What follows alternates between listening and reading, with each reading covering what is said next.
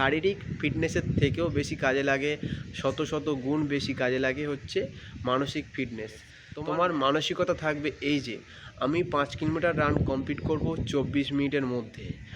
আর যে boundary line আছে 5 kilometre যে বাউন্ডারি লাইন, ওই লাইনটাকে আমি ক্রস করব। ক্রস করার পর যদি আমি সেন্সলেস হয়ে যাই, অজ্ঞান হয়ে যায়, তাতে কিছু যায় আসে না। আমার যা হবে হবে, কিন্তু এই 24 মিনিটটা আমার, শুধু আমার। তোমার হে গাইস, কেমন আছো সবাই? আশা করছি খুব ভালো আছো। তো আজকে চলে এলাম নতুন একটা ভিডিও নিয়ে। আজকের ভিডিওটা সমস্ত এসএসসি জিডি অ্যাসপিরিয়েন্টদের জন্য খুবই গুরুত্বপূর্ণ একটা ভিডিও। তোমরা সবাই জানো এসএসসি তাদের নোটিফিকেশান জারি করে দিয়েছে তোমাদের মাঠের জন্য।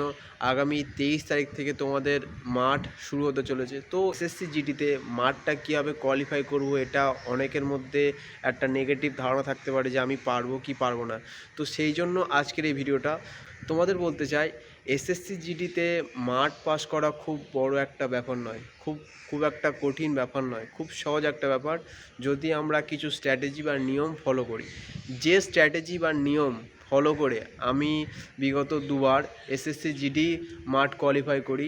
এর পাশাপাশি আমাদের রাজ্যে বেঙ্গল এবং কেপি যে মাঠ হয়, মোটামুটি আমার লাইফে আমি 4বার মাঠে যাই, সেই 4বারই প্রত্যেকবার আমি মাঠ পাস করি। তো আমি কিছু রুলস বা নিয়ম ফলো করতাম, যেগুলো আজকে তোমাদেরকে আমি শেয়ার করব। আমি যে রুলস বা স্ট্র্যাটেজি যাই বলো, যেগুলো ফলো করতাম, খুব ছোট্ট একটা জিনিস, সেগুলি যদি আমরা আমাদের মাথায় রাখি তাহলে অবশ্যই পাস করতে পারবো। তার জন্য তোমাকে এই রুলসগুলো ফলো করতে হবে। দেখো, এসএসসি জিডির আর বেশি দিন নেই মাঠের, তো সময় চলে এসছে। তো আমি ভিডিওটা বানানোর চেষ্টা করেছিলাম আগে, বাট আমার প্রত্যেক দিন ডিউটি থাকাকালীন আমি ভিডিওটা করার কোনো সুযোগই পাচ্ছিলাম না। তো আজকের ফাইনালি পেয়েছি। তো চলো ভিডিওটা শুরু করা যাক। আর সবাইকে অনুরোধ রইল ভিডিওটাকে শেষ পর্যন্ত দেখার জন্য। খুব ইনফরমেটিভ, গুরুত্বপূর্ণ একটা ভিডিও। চলো ভিডিওটা শুরু করা যাক। সবার প্রথমে বলি, তোমাকে মাঠের জন্য একটা ডেলি রুটিন করতে হবে, যে আমি সপ্তাহে কদিন মাঠে নামবো। তো আমি সেই জন্য বলে দিচ্ছি, তোমাদের সপ্তাহে 7 দিন মাঠে নামার কোনো দরকার নেই, তোমরা সপ্তাহে 5 দিন মাঠে নামবে। কারণ খুব বেশি প্র্যাকটিস করলে তোমাদের পায়ে এই সময় সিন পেনের ব্যথা হয়ে যেতে পারে, যেটা নিজের পাটাকে একটু রিল্যাক্স দিতে হবে। তো সেই জন্য বলছি তোমরা সপ্তাহে 5 দিন প্র্যাকটিস করবে। এর পাশাপাশি চলে আসি যে প্র্যাকটিস কোথায় করবে, কাদের সাথে করবে। প্র্যাকটিস অবশ্যই নিজেদের যে গ্রুপ, কখনো একা একা দৌড়ানোর চেষ্টা করবে না, যেটা সমস্ত দিক থেকে একটা মোস্ট বড় ভুল ডিসিশান। কোনো না কোনো বন্ধুর সাথে দৌড়ানোর চেষ্টা করলে তাহলে কি হবে, কারোর থেকে এগিয়ে আছো না পিছিয়ে পড়ছো সেটা তুমি জানতে পারবে। একা একা কোনো দিন কোনো কম্পিটিশান হয় না। তো কম্পিটিশান করার জন্য তোমাকে নিজেকে যাচাই করার জন্য নিজে এবং নিজের বন্ধুদের সাথে তুলনা করে দেখো যে তুমি কোন জায়গায় আছো। তো অবশ্যই তুমি প্র্যাকটিস তোমার বন্ধুদের সাথে করবে। যখন তুমি দৌড়াবে তখন তোমার একটা অল্টারনেটিভ বন্ধু তোমার পাশে দৌড়ালে খুব ভালো। অবশ্যই তোমাদের স্টেপটাকে বড়োভাবে ফেলো, আর নিজের নিঃশ্বাস প্রশ্বাসটাকে আস্তে, মানে স্মুথলি নেওয়ার চেষ্টা করো। যখন খুব কষ্ট হবে তখন স্মুথলি রিল্যাক্স নেওয়ার চেষ্টা করবে। দুজন একসাথে দৌড়াতে যখন তোমার খুব কষ্ট হচ্ছে, তখন তুমি কি করবে, তখন তোমার যে বন্ধু আছে তার যে নিঃশ্বাস প্রশ্বাস আছে সেটাকে ফিল করো, সেই ফিলটাকে নিজের মনে করো, কিন্তু নিজের নিঃশ্বাস প্রশ্বাসকে পুরো বন্ধ করে দাও।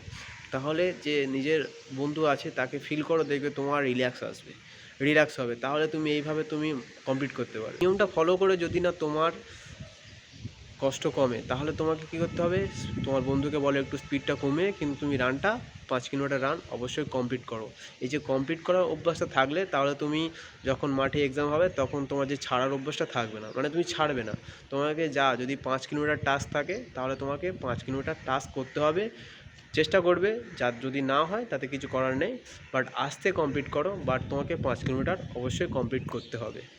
মাঠ পাস করতে গেলে সবথেকে বড় জিনিস, সবথেকে মোস্ট ভাইটাল জিনিস লাগে হচ্ছে মানসিক ফিটনেস। শারীরিক ফিটনেসের থেকেও বেশি কাজে লাগে, শত শত গুণ বেশি কাজে লাগে হচ্ছে মানসিক ফিটনেস। তোমার মানসিকতা থাকবে এই যে আমি 5 কিলোমিটার রান কমপ্লিট করব 24 মিনিটের মধ্যে। আর যে বাউন্ডারি লাইন আছে 5 কিলোমিটার যে বাউন্ডারি লাইন, ওই লাইনটাকে আমি ক্রস করার পর যদি আমি সেন্সলেস হয়ে যাই, অজ্ঞান হয়ে যায়, তাতে কিছু যায় আসে না। আমার যা হবে হবে, কিন্তু এই 24 মিনিটটা আমার, শুধু আমার। তোমার মানসিক দিক থেকে তোমার স্ট্রং হতে হবে, শুধু শারীরিক দিক দিয়ে স্ট্রং হলে হবে না, তোমাকে অবশ্যই মানসিক দিক দিয়ে স্ট্রং হতে হবে। কারণ আমি যা নিয়ম বলবো, তুমি যদি মানসিক দিক দিয়ে ফিট না থাকো, যদি তোমার মানসিকতা থাকে যে আমি পারবো না, তাহলে তোমাকে এই ভিডিওটা দেখার কোনো দরকার নেই। যদি তোমার মনে হয় হ্যাঁ আমি পারবো, আমার দ্বারা হবে, তাহলে তুমি এই ভিডিওটা দেখো। দেখো, মানসিক ফিটনেস সমস্ত নিয়ম কোথাও কাজ করবে না, কারণ দৌড়াবে তুমি, তোমাকেই দৌড়াতে হবে, অন্য কেউ এসে তোমাকে দৌড়ে দেবে না। তো তোমার মানসিক ফিটনেস অবশ্যই থাকতে হবে যে আমি মাঠটা কমপ্লিট করব। এই মানসিক চিন্তা থাকলে তুমি অবশ্যই মাঠ পাস করবে। এরপরে চলে আসি, যখন যে কোনো রান করছো, কখনো 3 কিলোমিটার বা কখনো 5 কিলোমিটার, যেমনই রান হোক, যখনই রান করবে তার লাস্ট যে 300 মিটার থাকবে, সেই 300 মিটারটাকে 100 মিটার রানে যেমন স্পিডে মারতে হয় তেমন স্পিডে মারার চেষ্টা করবে, তাহলে খুব ভালো হবে। তাহলে লাস্টে টানার একটা স্পিড থাকবে, একটা মানসিকতা আগে থেকে বিল্ড হবে। 300 মিটার যদিও না পারো, অবশ্যই 200 মিটার তোমাকে, লাস্ট 5 কিলোমিটার পরে তোমাকে 200 মিটার স্পিড মারা শিখতে হবে। এটা একটা খুব ভালো নিয়ম। তো তুমি অবশ্যই চেষ্টা করবে যে 200 মিটার, লাস্ট 200 মিটার তোমাকে স্পিডে তোমাকে মারতে হবে। মাঠে নামার আগে তোমাকে অবশ্যই প্রি স্ট্রেচিং করে নিতে হবে, যেগুলো মাঠ রান করার আগে করে, অবশ্যই স্ট্রেচিং করে নেবে। তারপরে মাঠ শেষ করার পর তোমাকে প্রপার পিটি করতে হবে। এখানে পিটিতে তুমি একদম ফাঁকি মারবে না, পিটিতে ফাঁকি মারা চলবে না। একটা কথা আছে, ফাঁকি মারলে ফাঁকে পড়ে যাবে। তুমি ফাঁকি মারলে আমার কিছু যাবে না, আমার কিছু আসবেও না, কিন্তু তোমার এটা নিজের জন্য করো। পিটি করার পর যখন চলে আসবে, আসার আগে অবশ্যই তোমরা ভালো করে স্ট্রেচিং করবে। যে বন্ধু আছে, বন্ধুর সাথে অবশ্যই স্ট্রেচিং করে পাটা রিল্যাক্স করবে, কারণ পরের দিন যখন দৌড়াবে তার জন্য খুব ভালো হবে। অবশ্যই আমাদের মাঠে দৌড়ানোর পর, পিটি করার পর অবশ্যই স্ট্রেচিং করা উচিত। তো তোমরা সপ্তাহে 3 থেকে 4 দিন স্ট্রেচিং করলে খুব ভালো। তোমরা সপ্তাহে 3 থেকে 4 দিন অবশ্যই করবে। মাঠে থেকে চলে আসার আগে স্ট্রেচিংয়ের পরে আরও কিছু যোগ ব্যায়াম যদি পারো সেগুলো করতে পারো, মানে যোগা যদি করতে পারো তাহলে খুব ভালো হবে। ছোট্ট কিছু নিয়ম যদি তুমি ফলো করো তাহলে তোমার অবশ্যই ভালো কাজ দেবে। এর পাশাপাশি তোমাদের অবশ্যই লাইট খাওয়া দাওয়া খেতে হবে। এখানে কোনো রিচ খাওয়া দাওয়া চলবে না। তো এগুলোকে অ্যাভয়েড করতে হবে কিছুদিনের জন্য, যতদিন না তোমার মাঠ হয়ে যাচ্ছে, তো ততদিন তুমি রিচ খাওয়াকে অ্যাভয়েড করো। এরপর চলে আসি জল তোমাকে দৈনিক 5 থেকে 6 লিটার জল পান করতে হবে। এই সময় যত জল পান করবে তত তোমার স্ট্যামিনা থাকবে, কারণ মাঠে দৌড়ানোর সময় ঘাম নিঃসৃত হয়ে যাচ্ছে। তো সেই জন্য তোমাকে দৈনিক 5 থেকে 6 লিটার জল খেতে হবে। এর পাশাপাশি ছোলা বাদাম যেসব ড্রাই ফ্রুট আছে সেগুলো খেতে পারো, খেলে তোমাদের খুব ভালো হবে। এই সময় রিচ খাওয়া একদম চলবে না, বার্গার পিৎজা এইসব একদমই চলবে না। আরেকটা কথা হলো এই যে তোমাদেরকে অবশ্যই 8 ঘন্টা প্রপার ঘুমাতে হবে। এটা কিন্তু দিনের 2 ঘন্টা বা 1 ঘন্টা ঘুমকে নয়, রাতে প্রপার 8 ঘন্টা ঘুমাতে হবে। এইরকমভাবে তোমরা কিছুদিন মেনটেন করো, মাঠ হয়ে যাওয়ার পর তোমরা আবার তোমাদের যেমন দৈনিক জীবনযাপন তোমরা করতে পারো। বাট এটা একটা হেলদি জীবনযাপন, এটা যদি তুমি ধরে রাখতে পারো এটা তোমার জীবনে অনেক উন্নত করবে। তো তোমাদের অবশ্যই রাতে 8 ঘন্টা ঘুমাতে হবে। তো এই ছোটো কিছু জিনিস, যে জিনিসগুলো অবশ্যই ফলো করা উচিত। এর মধ্যে আমি একটা জিনিস বাদ দিয়েছি, সেটা হলো ডেলি রুটিন।